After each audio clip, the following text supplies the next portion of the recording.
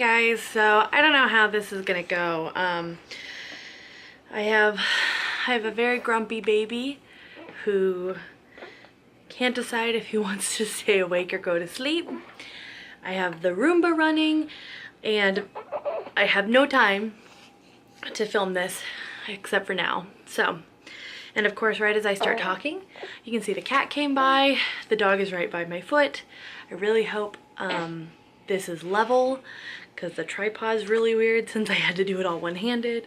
But anyway, so as you can see, this mommy vlog, I wanted to talk about the transition to being a stay-at-home mom. I feel like I'm past... Ooh. That was him. I feel like once you're past the 12 weeks, like 12 weeks is generous for American moms who do get maternity leave. I didn't get maternity leave, I just quit my job.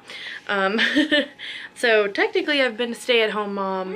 Yeah. Hi. Technically I've been a stay-at-home mom since, I guess even before I had him, since I left my job before that. But I've really since Cody went back to work at the start of his 3rd week of life, I think that's what it was. So I've been a stay-at-home mom now for a little bit, and it's been a hard transition. It's not that I don't love being home with him and being his mama. I really do. I love it. I love that I get to...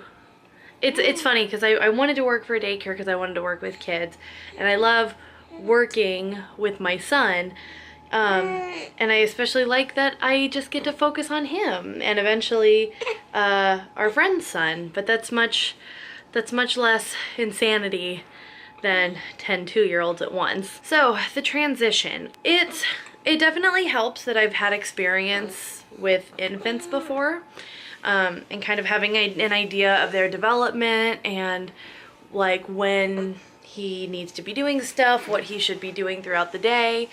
But I think the hardest part for me is that I have worked for so long. I started working when I was 12 years old. I should say working. I had younger siblings, so I was babysitting them.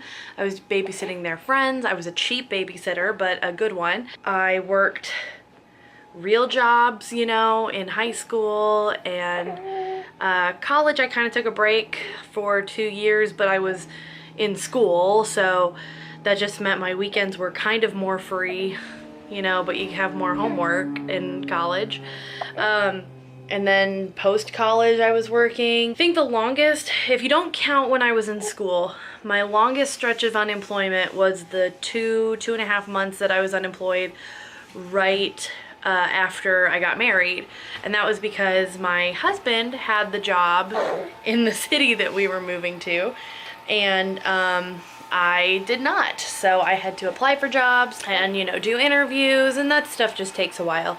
So I've never really been unemployed. You know, technically I'm not unemployed now. I'm staying home with him, and I'll be a cheap daycare for our friends. But it's weird to see jobs popping up on like Facebook and LinkedIn and thinking, you know, I should apply for those. I could definitely do those. Or, oh, hey, maybe I should apply just to see if I could get it, you know? I've always had a really tough time in my personal career, and that's an entirely other story if people want to know about it. Long story short, a Bachelor of Arts with a communication and a theater degree did not go the direction that I wanted it to. But there are things that there are jobs that I think I could do that pop up and I realize it, and then I'm like, oh well, why didn't I apply to this when I first moved down to Indianapolis, or when I first graduated from college, you know, all that stuff. So it's really hard thinking what's my next thing and realizing that it's being home. That being said, the other side of it, oh hi, oh, what you looking at? You looking at the kitty tree? That being said, the other side of it is that I love being able to be home. He's very wiggly. I love being able to be home with him and watch his development, and I love being able to clean the house when I'm able to. And you know, you don't get everything done every day, but being able to, you know, do a couple things here and there is good. I will say it has been very challenging this last month because Christmas is coming, and so we have a lot of family and there's a lot to do, but things are getting done. You know, it's nice to feel accomplished that the house is clean and that he's been taking his naps and that the Christmas shopping is done and that kind of thing. Are we just wiggly? Are we just so wiggly? You know, that's a great feeling. I do love that. And I think, yeah. I think another part of it being really difficult, at least initially, was that those first 3 months, when people call that the fourth trimester, like, they're not kidding. There's not a lot that babies are doing at that point. And so, yeah. And so you do feel like you're not doing anything. And if you're recovering from a C-section or regular, any kind of, if you're recovering, because you're recovering no matter how you give birth, you're recovering no matter if you adopted or if you gave birth, like, having a newborn is hard. That recovery makes you feel like you're not doing anything. So it feels like you're just taking a really long extended sick day that, you know, you never really get, or you get out of eventually. But those first couple months are really difficult because of that. You know, we're only just getting to a point where Graham is on a good enough schedule that I can be like, okay, this is when I can get shopping done. This is when I can, you know, let him play on the mat versus the bouncer. This is kind of the timing we need to be doing so he gets fed at a good time at night. You know, just little things like that. Like, it really makes a difference to have a schedule. It also helps to be going out and doing things. We're gonna be going out almost every day this week. We had to do grocery shopping yesterday, Christmas shopping today, and then tomorrow we gotta go pick up some last minute Christmas things. But getting out is so helpful. Even though we're not going to anything for him yet, we're just going and shopping or getting coffee or, you know, doing whatever we can to be out at the moment. And of course it's December, so going for walks is not really happening at the moment.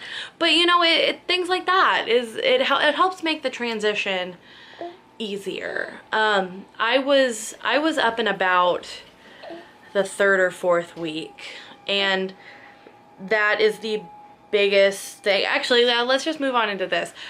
My advice on if you're transitioning is, like, give yourself goals for the week and give yourself a schedule, like, or I'm sorry, not schedule. Give yourself goals for the week and make yourself go out. Obviously, that can start really simple when it's really early. I think the first couple weeks it was like, I am gonna go get coffee on a day that, like, we're all doing really well. If I wake up feeling okay and he wakes up feeling okay, we're gonna make sure to go out one day this week just for coffee. And it was like, and I will get the laundry done. And slowly, you know, that's built up.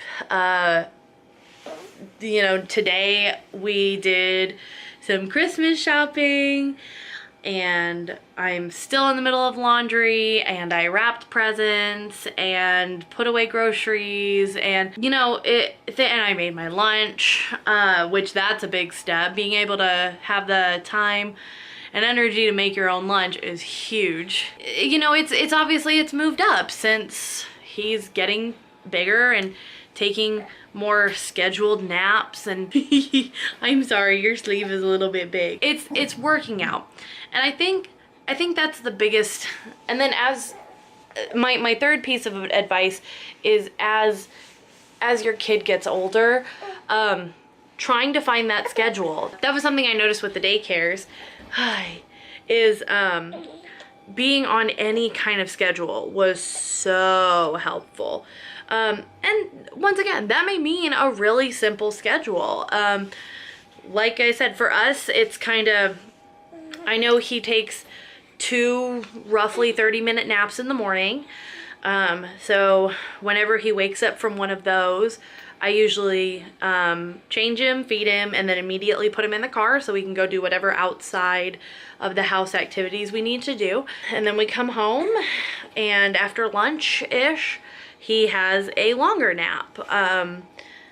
And then the afternoon, we're still not on a great schedule, but if I'm home and I know I'm, you know, gonna be able to put him down in his room, in his bed, he's usually able to take a little bit longer. But even if he takes a shorter nap, as soon as I put him down, I just try to get things done around the house. And that, like I said, that's been helping a lot with the stay-at-home part of this. Now, I am very fortunate. My husband has... Shoot, we dropped the pacifier. I have been very fortunate. My husband has been an incredible help. He actually, for the most part, does bedtime.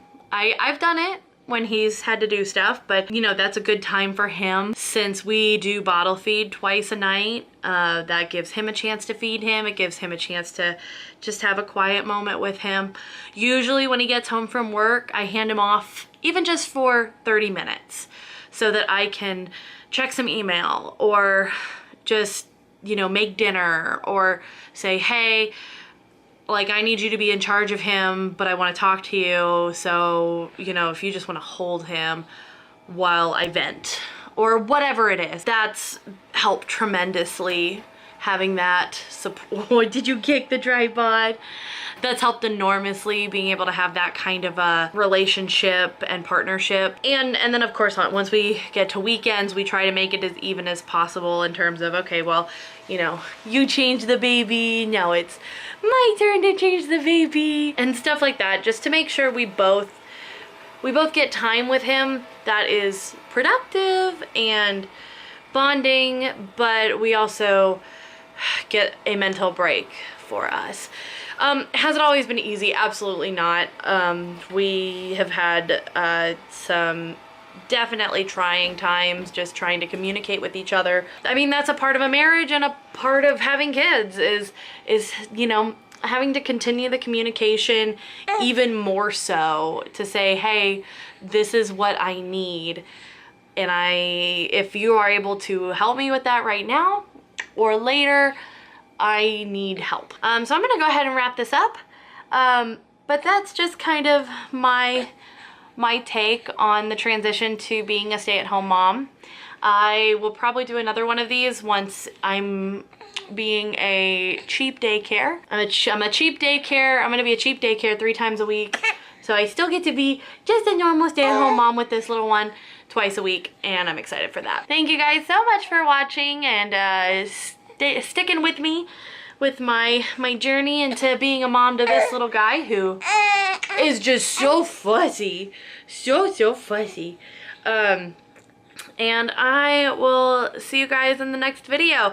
Thank you for sticking around too through these December videos. It's gonna slow down again in January, but this is just, wanted to do this for me to get back on track and get back into editing and filming and keeping up the channel. Merry Christmas, Happy Holidays, and I will see you guys in the next video. Bye!